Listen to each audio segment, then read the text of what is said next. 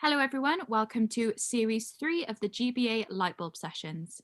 The Great British Entrepreneur Awards, in association with BT Skills for Tomorrow, have designed a free live stream series of Lightbulb Sessions to support small businesses and entrepreneurs with insightful and advice-driven sessions, featuring some of the UK's brilliant entrepreneurial minds to illuminate your path to entrepreneurial success. You can find out more about BT Skills for Tomorrow by heading to their website at www.bt.com/skills for tomorrow or by clicking on the link in the comments section. In today's session, Great British Entrepreneur Awards Head of Content Jonathan Davis will be speaking with GBA host and Hall of Fame member Oli Barrett MBE as he shares the secrets which led Wired magazine to call him the most connected man in Britain. Oli will cover how to attract more opportunities and how to get more from events, even if you dread them. He will explore why effective networks are less about meeting new people than you think, how to keep in touch with people without having to spend all your time doing it, and the best way to make and receive life-changing introductions. There is an opportunity to ask questions during this session. If you have a question you'd like to ask, you can pop this in the Q&A function at the bottom of your screen, and we'll do our best to answer these towards the end of the session. Please note there will be a poll towards the end of the session. All answers will be anonymous. And with that, I'll pass over to our host today, Jonathan Davis. Yeah, thank you, Chloe, and Oli, thank you so much for taking the time to join us today. Chloe briefly mentioned GBA host and Wired mentioned you as the most connected man in Britain, but there's so much that you have done over the course of your career.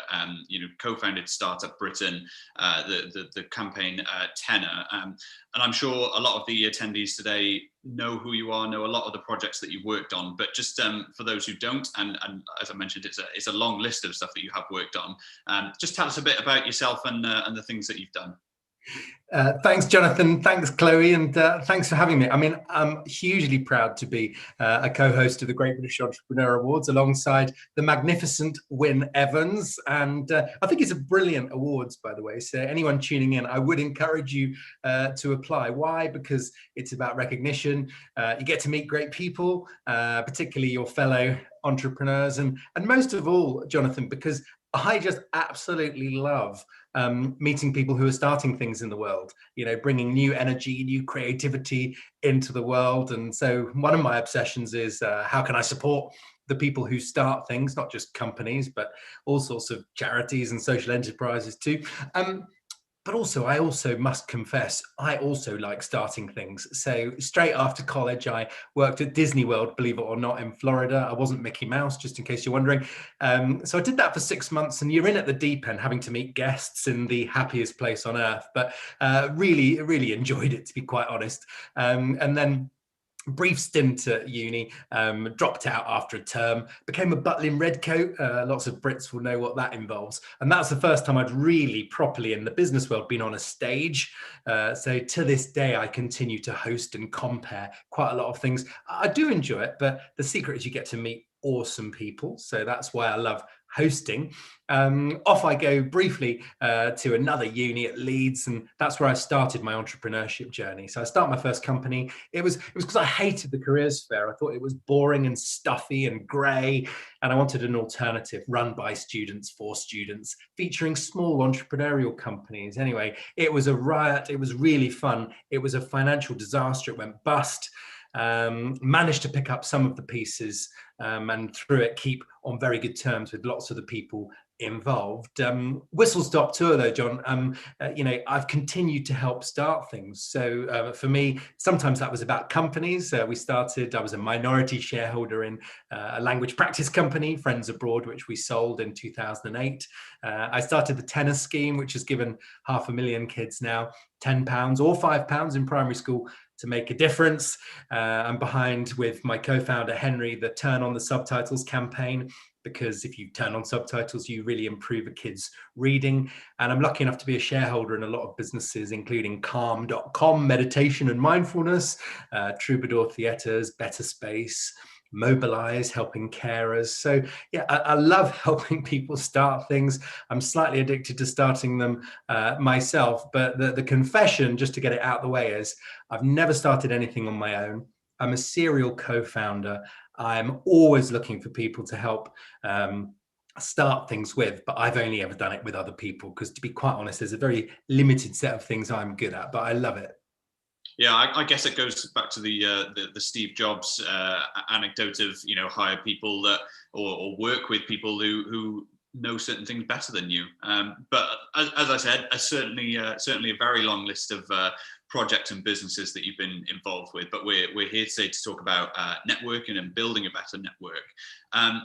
So I'll start off with, I think it'd be fair to say that a lot of people, when they hear the word networking, they'll think of a stuffy corporate event room, a small glass of wine, you know, cheap hotel nibbles.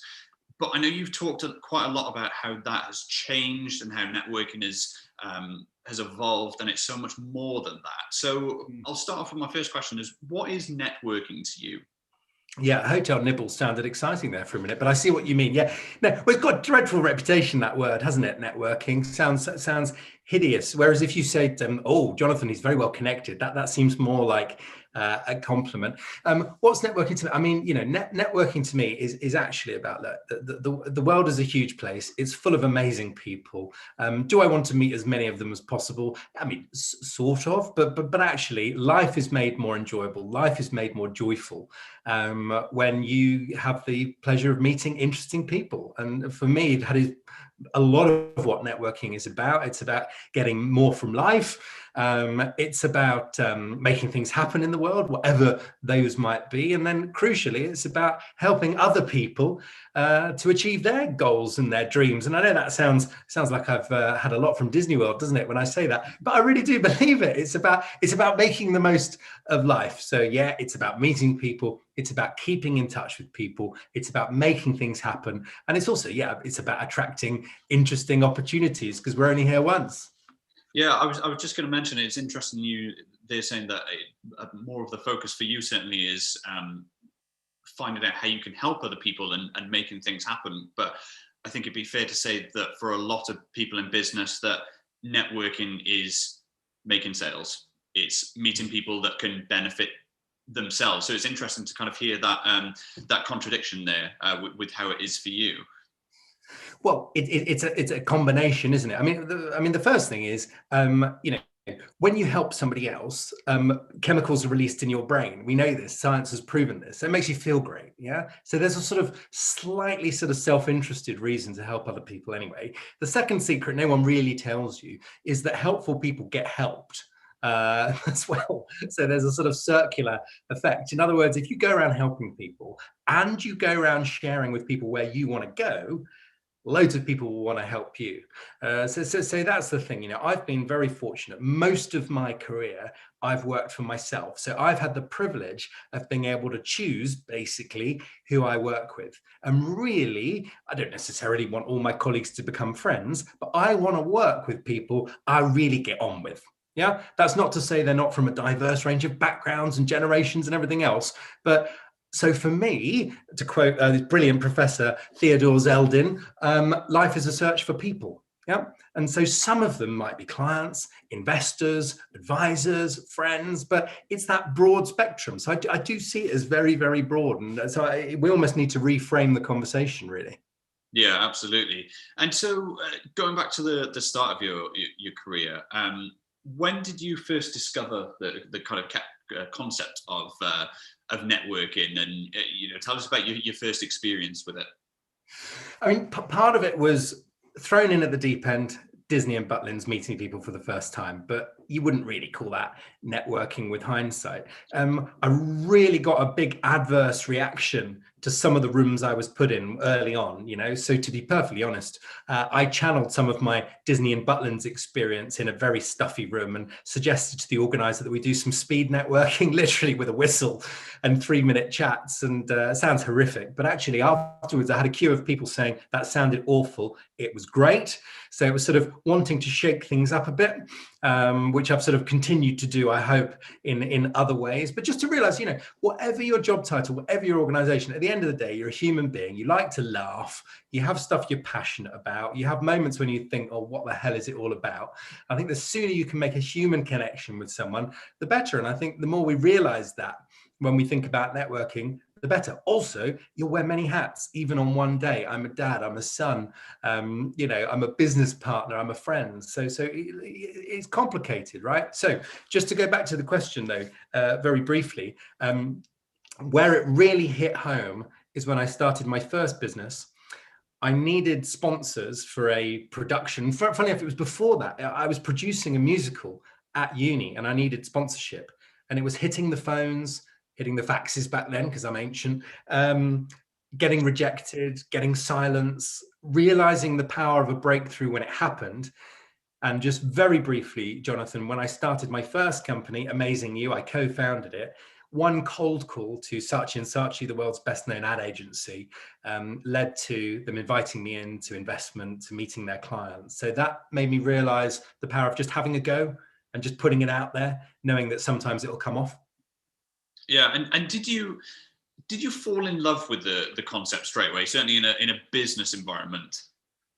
No, I'd say the opposite. I'd say it was almost like an allergic reaction. I think I sort of hated it conceptually, but then I fell in love with people. So, which sounds terribly cheesy, but you know, I think people have a certain set of views around networks and networking, which is so much to do with how they feel about it. When the reality is, as soon as they start, you know, you walk into a really imposing lobby of, you know, some of the venues we've been lucky enough to host in, and I'm the host, and I'm thinking, oh, I think I might want to go home. I feel really a bit anxious, and yet the first time I see, you know, someone from Big Moose Coffee, or I see you or Chloe, or I see a new nominee, and I get into it and I love it. So I didn't fall in love with it.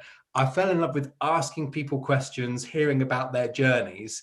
And I think if you're ever feeling nervous in that environment, just ask great questions, right? And it gets you off to a really good start. But just remember, everyone's got a bit of them that's wondering why they're there. Everyone's got a bit of them that's feeling nervous. So yeah, for me, you know, it didn't come naturally. It still doesn't. And I just have to sort of encourage myself, just get involved and it will be good. It's like going swimming in a certain temperature pool. Get your shoulders under it. I won't go too far with that analogy, but it gets so much more enjoyable.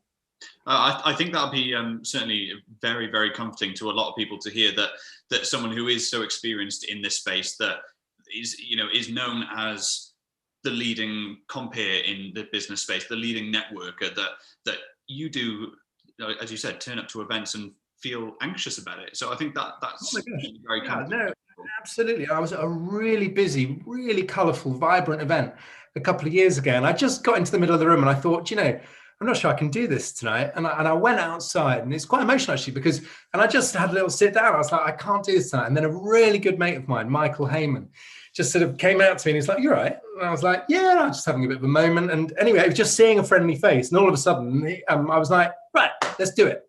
Yeah. And that was 2 years ago. So, you know, by then I'd been hosting the Great British Entrepreneur Awards for 5 years.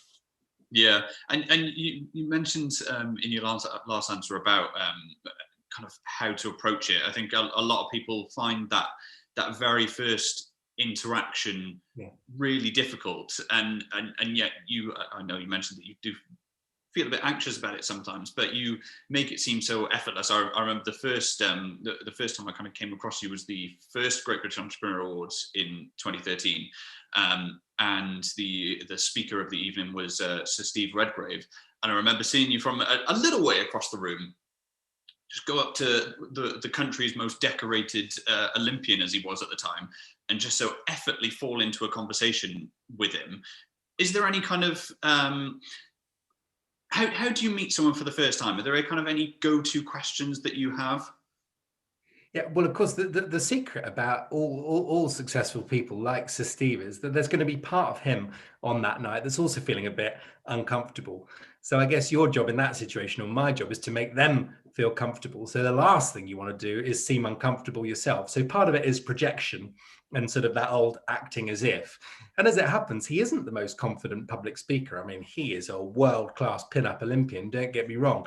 But I actually had a bit of insight that he might be a bit nervous about getting up on that stage. So for me, it's developing your own set of little phrases or ins, if you like, to conversation, for example. And I'm not going to tell you the best one. I'm just going to say the sort of thing I would say is, do you mind if I introduce myself? And even that with a friendly face, you don't have to go Mickey Mouse smile all over again, but just, hi, do you mind if I say hi? Yeah. And so, nobody's ever said no, in 20 years. You don't interrupt people who are locked in conversation. The second thing is, and I know this might sound like, do you come here often? But what brings you here? Because let's imagine a Great British Entrepreneurs event. You could be a nominee, you could be a judge, you could be a friend of one of the previous winners, or a partner. What brings you here? A perfectly nice question. The one to avoid, John, is what do you do? I think it can make people feel quite uncomfortable. It's quite limiting. If someone suddenly tells you they run a chocolate company, I can guarantee most of your next bit of conversation will be about chocolate, maybe a good thing. Keep it nice and broad. I use a phrase like, what's keeping you busy at the moment? Even when I'm catching up with old colleagues, because that way they can tell you about their home improvement, their kids, their latest passion project or side hustle. So keep nice open questions and throw it back to them and listen to their answers. So for me, those would be three great ways just to get going, really. No, that's fantastic, and I'm certainly guilty of the what do you do? I'll certainly be keeping that in mind for future. And as we've said, you've built up this network over your career, and I've seen it firsthand where someone, whether it's a finalist or a winner or someone just involved with the Great British Entrepreneur Awards, you're talking to them at an event, and they just tell you what their business is, what they do, and I've seen your face, and you can instantly pick out 2 or 3 people that say, you should speak to this person, this person, this person that can help you with what you're looking for. How on earth do you do that? It makes sound like sort of Paul McKenna, sort of, I'm getting a message here. Oh no, that was Derek, wasn't it? Derek Akora. Anyway, Derek, you there. So, well, how do I do it? I mean, firstly, I have been lucky enough to have a decent memory in the first place, but I also think in ink. So when I'm meeting people, it might sound a bit distracting, but I will actually write a note on their card or on a piece of paper, and that helps me remember in the first place. Very often someone's name comes into my mind and I forget it immediately, so I'm not afraid to say, I'm so sorry, I've completely forgotten your name already, and then they say it back, or I might notice it, Jonathan, are you Jonathan or Jonathan? And that goes into my mind again. So yeah. I've got techniques for remembering people in the first place, I would say. When I'm meeting people for the first time, if I offer names up like that, and this is feeling more magical by the second, but if I offer names up, that can be for a number of reasons. It might be to show I'm listening. Yeah. So not by just smugly naming their biggest competitor, but maybe mentioning somebody that they might also admire, and just to show you're listening. That's a reason for mentioning someone's name. Or someone you think they might get on with. The second reason is just sort of helping them to see the world through your eyes by highlighting interesting characters that they might want to know about. Yeah. Then you drop down a level by mentioning people potentially even in the same room. Or you might know Jeff from Big Moose, or you might know Fraser, Jam Boy, as he's known. And then you can start literally pointing them out to bridge into an actual introduction in the room, which you can then offer. One of the most powerful things you can do, make an introduction. And by the way, the other secret, introducers get introduced. Brilliant. Life has been changed for me by introductions, and I'm slightly obsessed by making brilliant intros. The other thing is you can then actually actively mention someone and offer to introduce them if it's helpful, but leave them to think about it, because very often people will be polite and go, that would be great, thanks. But if you leave them about it, so it's sort of going back through that sort of mental memory, mentioning people. But very often, don't forget, just by giving someone a mention doesn't mean you then have to introduce them. It's just helping them understand the world, particularly if you're lucky enough to see lots of different things and lots of different environments. Yeah, absolutely. It's fascinating to kind of see how the mind works in those situations. And you mentioned before that naturally different people go to networking events and networking environments for different reasons. As your career has progressed, your network has gotten bigger. What's your mindset when you go into that environment? Are you hoping to expand your network? Are you only hoping to make those connections? Is it a balance of both? I think it's a blend of things. Without sounding too sort of humanitarian, I'm often thinking, how can I support the event? Because in a weird way, if you can support the organizer or the host to have a better event, everyone will get more out of it, including you, if that makes sense. So I think having some sort of empathy or understanding of why they brought the event together, and then you can sort of play into that a little bit, doesn't mean you have to all be singing from the same hymn sheet.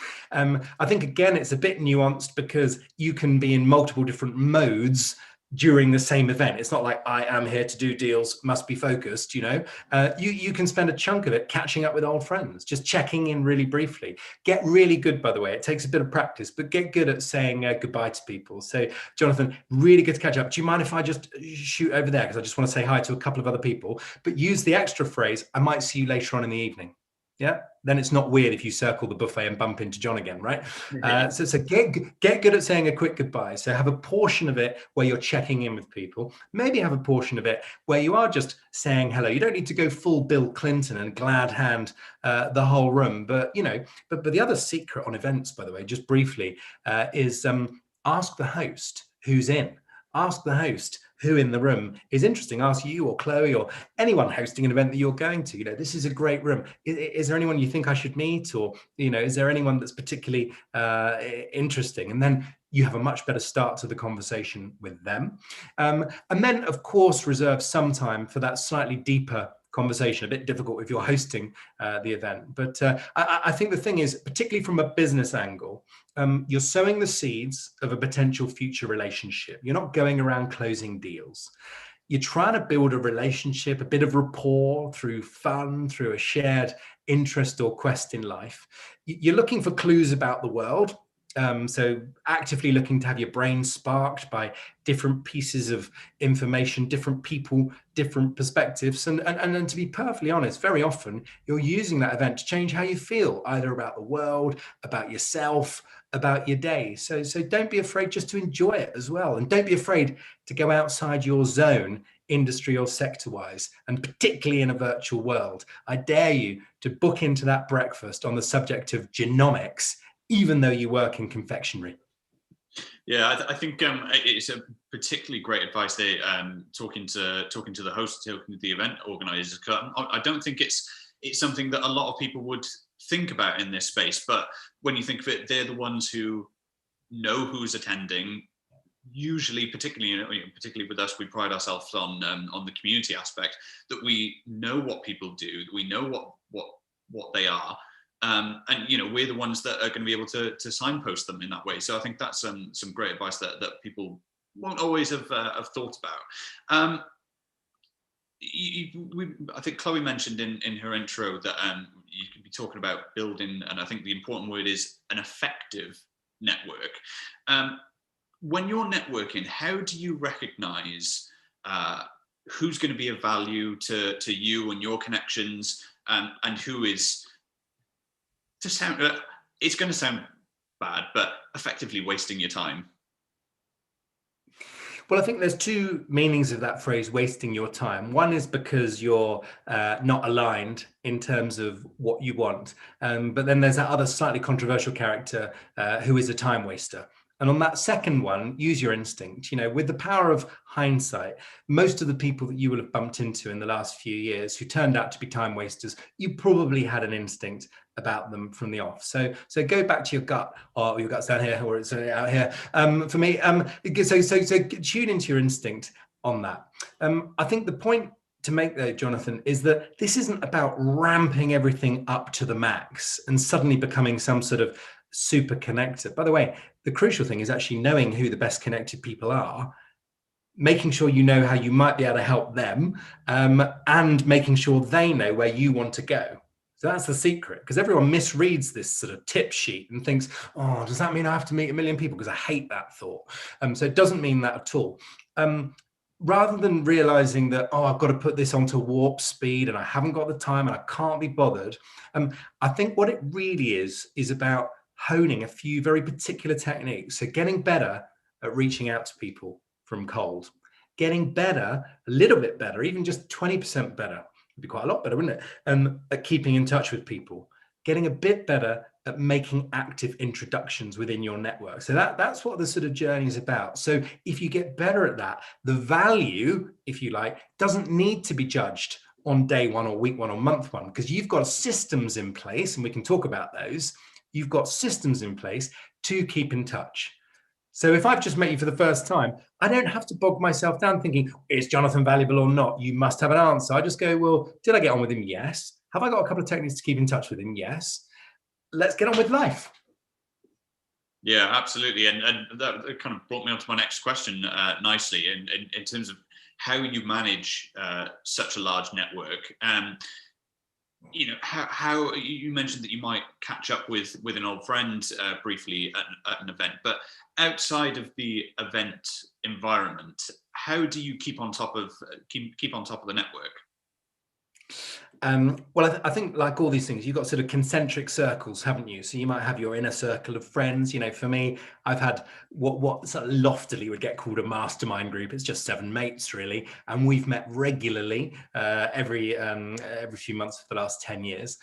You've got, but I think that the crucial thing that no one really told me was all the research shows that opportunities come through other people, obvious, but they're more likely to come from people we don't know very well.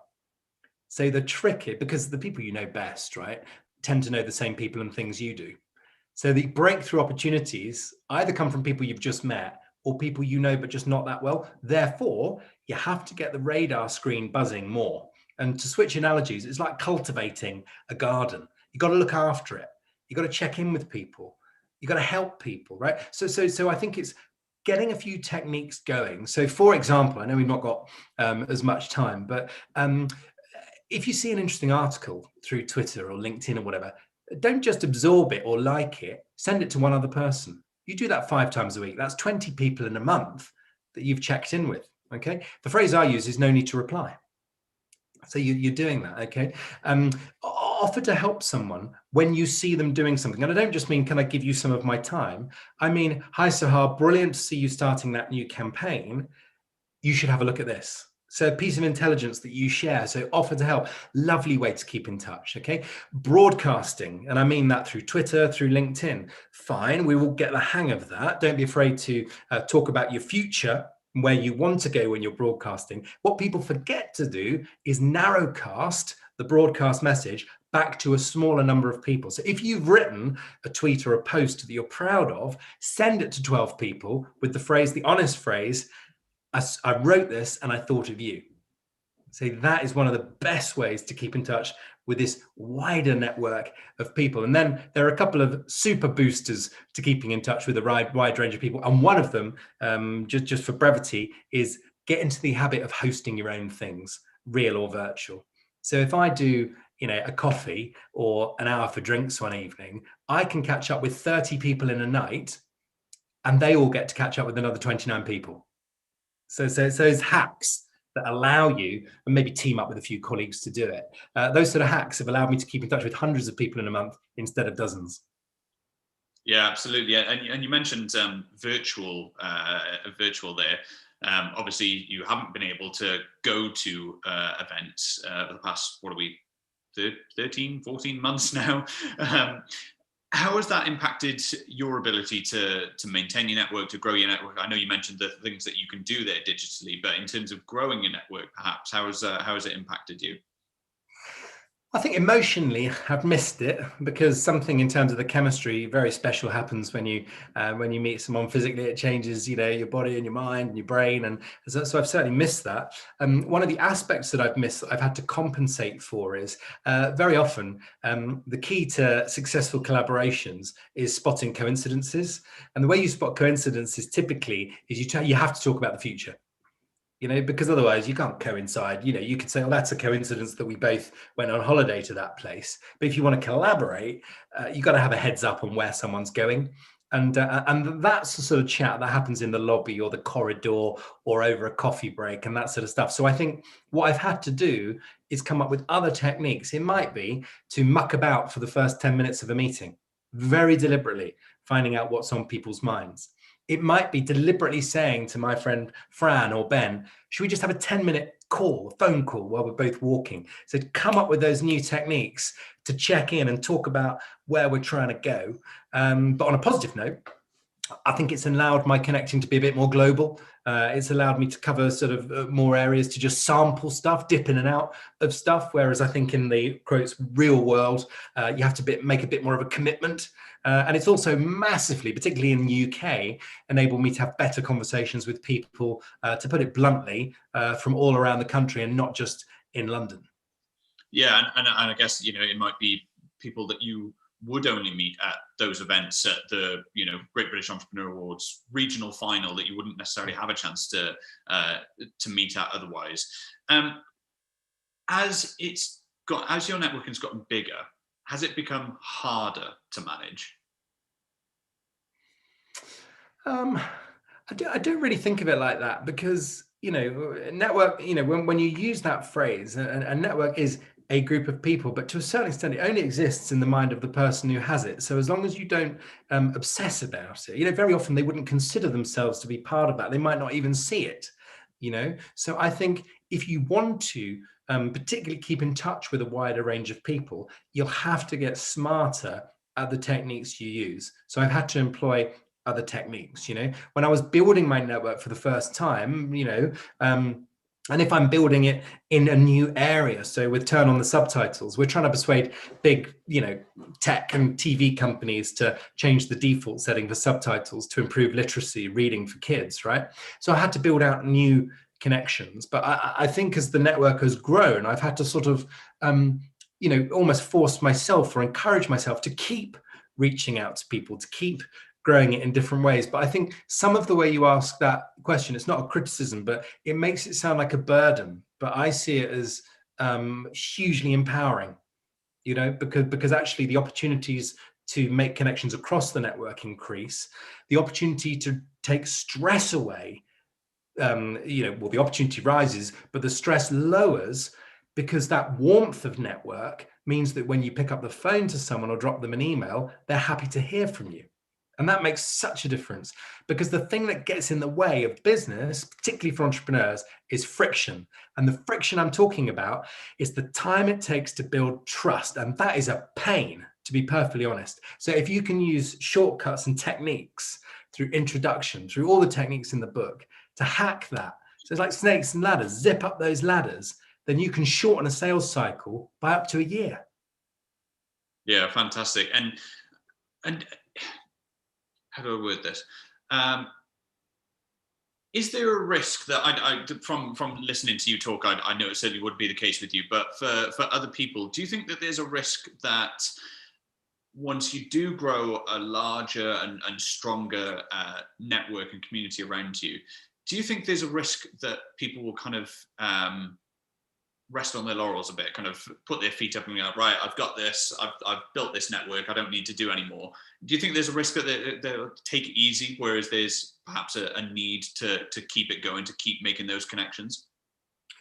Well, I definitely do think there's a risk, and there's certainly a risk for me. And I think the risk that I see is that inadvertently, usually, you end up becoming quite closed-minded. So I would always be thinking, how can, again, this sounds quite cheesy, but I 100% believe it.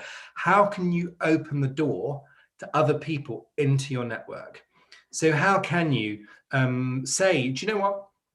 I am going to continue to take those requests for, a coffee or a Zoom, and stop it, because you could easily only ever say, loads of people could now easily say, I'm only ever going to meet people through my network, and trusted introductions and friends of friends and colleagues. Of course, that's important, but keep an open mind to people that you're meeting or writing you for the first time. If you're involved in any way with a gathering of any sort, what's your opportunity to add a +1, to bring someone into that environment who otherwise might have been out of their depth? But the most important thing, because we talk a lot about diversity, the most important thing I think in networks and networking is that other word which doesn't get much attention, which is inclusion.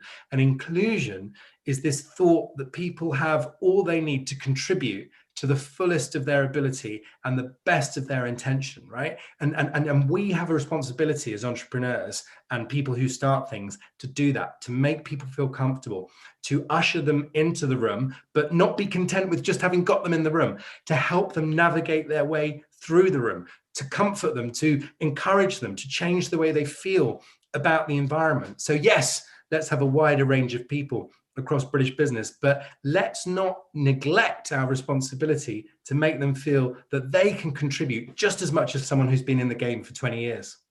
Yeah, absolutely brilliant. I'm just conscious of time slightly, and we've got a few questions, so I'll wrap up my last couple of questions. What is the biggest reason, or the most common reason that you see people fail to network effectively and grow a network? Number one, they don't take enough long shots in the first place. They're scared of rejection. They're scared of getting told off in some way. They don't think anyone would come back to them. And I've got a lot of thoughts on that, which we haven't necessarily got time for. But all I would observe is, if you think about Startup Britain, Web Mission, Clean and Cool Mission, almost everything I've started has been the result of a long shot to someone. So keep trying. My inbox, my outbox is littered with emails that people still haven't come back to, but I keep going and I'm not afraid to send them more than once. So I think not sending long shots is a limiting factor. I think not having a decent base set of techniques for keeping in touch is another factor. It means people fall off your network. Oh, I met them once, we really got on, didn't keep in touch. Always have a personal set of business cards, quite old-fashioned, I know, but you'll wear many hats with many different companies and organizations, probably these days. So don't forget, you need a personal way to keep in touch. Also, having a personal card or a personal identity, I won't use the word brand, just allows you to be whoever the hell you want to be on that day. And if you want to show up as the budding musician who still hasn't written their #1 hit, you can do that. You don't have to be constrained by your job title. And that's the life that we want. Absolutely. And one last one that I wasn't planning to ask, but you just mentioned the word there, your inbox. How many unread emails are in your inbox with requests for connections? Too many, and I'm working on it constantly. It's just not a source. It's not a source of pride. I mean, I like to think, and it's thinking of other techniques really for how to help people, isn't it? One very bizarre thing, and I probably shouldn't say this, but what I've tried to do in the last few years is ask somebody writing to me just 3 really easy, simple questions, just about where they're up to, where they want to go to. 3 out of 5 people never reply. So I think if you're going to go out there to build a more effective network, do it with oomph and do it with intent. And be serious about it. I also use a lot of triggers, John, to map and keep in touch with who I know. So I've just done an event today with Sharon Davies of Young Enterprise, and she'd probably be horrified to hear I have a Google alert set up on her, but it just helps me keep a view of what she's up to in life. And I've got a list of people that I would like to connect with. And I also have, and it's getting a little bit weird now, but I also have a list of Google alerts set up on them, because at some point in life, one of those will act as a trigger, which will trigger my outreach to them. Just because it's a great day for me to write to them doesn't mean it's a great day for them to hear from me. So pick your moment. Yeah, absolutely. That's really, really interesting. But like I said, we've got some questions come through the Q&A function, so we'll go through those. Some of them you might have touched on a bit earlier, but we'll go over them just in case they weren't online at that point. So we've had a question from Mia, who says, I struggle to network because I'm an introvert. Do you have any advice for me? Yeah, I mean, to me, everyone is an individual. Everyone has a different style. If you get, stressed by some of those, encounters that we've talked about, particularly events, I think introducing yourself to the host, having a sense beforehand of who might be there, but also without sounding, a bit, I would be mortified to be patronizing, but just understanding that more people in that room are feeling the same way than you can possibly imagine. Yeah. And I just think, business thrives on a whole range of people and styles. And in my experience, the most successful people are almost never the ones with the loudest voice or the loudest trousers or whatever it happens to be, the red and white shoes in my case. On the contrary, the more successful people are the quiet ones, the ones that go about their business. So first of all, welcome in if you feel that you are an introvert. Be aware that there will be like minds in the room, but also for us, I guess, John, as organizers, let's have eyes on all the room and be mindful of how other people might be feeling. It's a huge note to self. Yeah, absolutely. We've had another question from Ross, who says, even though he's well versed in talking and even performing, I guess, on stage, I still find when meeting people, I'm the biggest waffler. How do you mentally avoid blabbing in those situations? Well, I just think focusing on being brief, but aware that the end of what you say shouldn't put someone in an uncomfortable position. Yeah, so it's fine for Robert Frost, ways lead on to ways. It's fine for that to happen. In other words, if I say, well, what's keeping you busy? And you say my startup, which is trying to take stress away for millions of parents around the world. Well, what's interesting about that is I haven't told you what I do at all, have I? I haven't told you what the startup does, but I've struck up a conversation and a bit of bat and ball, and that's the joy. So I guess don't be afraid to reveal yourself or what you're up to little by little. Don't be afraid to really get into asking questions, really nice open questions. What are the things that you're hoping to get done with the business over the next year? Who are some of the people you need to meet to go from where you are to where you want to be? These are the sorts of questions, but I'm conscious not to ask a question, not to answer a question about waffling by waffling. So I'll leave it there, and I'll try not to make you feel uncomfortable. No, not at all. And I guess there is this kind of wider societal pressure to be able to keep talking in those situations, but I guess it's being mindful of that and realizing, no, I don't have to do this, and like you said, asking questions, not being afraid to say, look, I need to go and speak to someone else, I'll catch up with you later, I might see you later, that sort of thing. Well, the thing you could do there, though, is, and this is quite cultural, I think in certain countries, including Britain, we're much less comfortable with silence. I think some of the South Americans are even less comfortable. There might be a millisecond sometimes. And this is the research, not me. In some Scandinavian countries, they might go, and wait for about 20 seconds. And I think in a world of Zoom, we're even more paranoid of silence, but we should embrace silence, shouldn't we? So one way to do it is sort of when you might be feeling awkward, just pretend you're thinking. And don't be petrified of silence when you meet somebody. Because it might sound as if it's going to be awkward, but it won't be. Because at some point in the next 20 or 30 seconds, one of you will start speaking again, and it will be fine. Yeah, absolutely. And that actually kind of harks back to, I studied journalism, and a technique that we were taught, I can't remember, it was from a journalist from about 30, 40 years ago, who wrote about the concept of when you want someone to kind of, if they don't answer a question fully, just don't say anything. They'll start talking first. Yeah, it's right. And I saw a hostage negotiator, thankfully not that I was being negotiated with, but who said, every time you ask a question, I'm going to contradict myself now, every time you ask a question, you change the subject. Yeah. Which is interesting, actually. And he gave this, I don't think we've got time for it, but he gave the example of saying, hi, John, how was your weekend? Yeah, it was good. I went to the cinema. All right, what did you see? I saw Paddington 2. Yeah, how was it? We're now talking about a film about a bear. Yeah.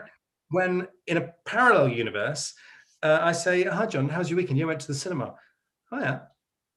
Yeah, well, I haven't been for about a year because since our daughter came along, I haven't left the house, to be honest, for a day. And better. Yeah, absolutely. We've probably just got time for one more. So I hope I'm pronouncing this. Yasin asks, have you got any advice to migrant entrepreneurs who I'm reading into it, I guess, who English wouldn't be their first language? Any advice for so foreign entrepreneurs in that situation? I mean, so many links I would be happy to share in terms of finding those networks. Please understand that contrary to any beliefs that might have been projected over the last few years. Britain is an unbelievably welcoming country, especially its entrepreneurial community. You are hugely welcome. We are genuinely massively chuffed to have you here. So please consider yourself a new friend of the whole Great British Entrepreneurs team. Don't be afraid to tell somebody, where you're from, a little bit about your story. I believe fundamentally people are kind and want to be helpful. And, I see a lot of people that are pitching, for example, with quite a strong accent from somewhere around the world, but they forget to tell us where they're from. And yet, in almost all cases, it would have added some richness to their story. So don't be afraid to tell people your story. And please believe me when I say we are genuinely here to help and support you. And if I can use some other useful links for different networks, then I would love to do that.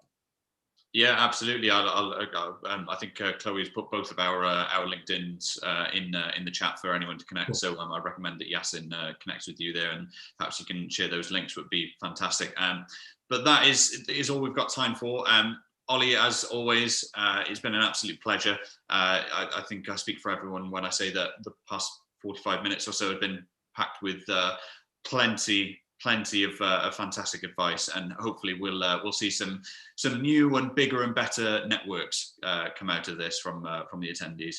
Thank you for having me, and thanks to the whole team for making it so enjoyable. And long may you continue with the Great British Entrepreneur Awards. It's a formidable community, so thank you for all that you've done to help grow it and make it thrive. Thank you, Oli. And with that, I'll pass back to Chloe. Thank you both. Oli, you'll be delighted to know that we've actually had attendees connecting with each other in the comment section. So that's great. Thank you so much for joining us today, Oli, and sharing your expertise. Do you have any final words before we sign off? No, I mean, I just think of 3 people that you'd like to reach out to that you've never met. Think of 3 people you've accidentally lost touch with that you slightly miss, and just go for it. Let's reconnect. We're only here once, and we're all on a search for people to enjoy life with. Thanks, Oli. Our next Lightbulb session will be at the same time next week with Dragon's Den Dragon Tej Lavani as he discusses perfecting the art of negotiation. If there is anything you'd like to catch upon from today's session, we'll be sending out a replay of this recording later on today, and you can find the replay and future sessions at www.lightbulb-sessions.haysummit.com. Thank you very much for joining us today, and thank you again, Oli and John.